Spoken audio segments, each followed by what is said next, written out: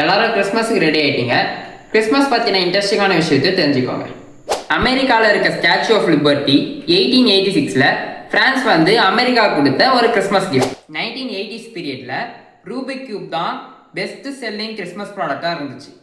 ஜிகிள் bells வந்து கிறிஸ்மஸ்க்கான ஒரு சாங்னு நினச்சிட்டு இருக்காங்க. ஆனால் அது 1857 ஜேம்ஸ் லார்டன்ற எழுதின ஒரு தேங்க்ஸ் கிவிங் சாங். யுக்ரைனில் ஒரு போரான ஒரு லேடி இருந்தாங்க. அவங்களுக்கு கிறிஸ்மஸ் டே டெக்கரேட் பண்ணுறதுக்கு போதுமான ஒரு ஆர்னமெண்ட்ஸ் இல்லை. அதனால் அவங்க ரொம்ப கவலையோட பட்டு தூங்கிட்டாங்க. மறுநாள் எழுந்து பார்க்கும்போது அவங்களுக்கு 100 ஸ்பைடர் வெப்ஸ் இருந்துச்சு. அதனால் அதை வச்சு அவங்க டெக்கரேட் பண்ணிட்டாங்க.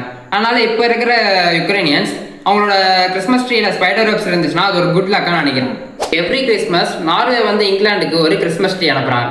அது எதனாலனா 1947 பிரிட்டன்ஸ் வந்து நார்வேக்கு வேர்ல்டு வார் 2க்கு ஹெல்ப் பண்ணதுனால. இப்போ அந்த கிறிஸ்மஸ் ட்ரீயை நார்வே ஸ்டைலில் டெக்கரேட் பண்ணி அனுப்புகிறாங்க. 1931 சாண்டா போட்டிருக்க red colour suit Coca Cola ஆடுக்காக உருவாக்கப்பட்டது. அது இப்போ பீப்புள்ஸ் வந்து கிளாசிக்கான இமேஜாக மாற்றிட்டாங்க.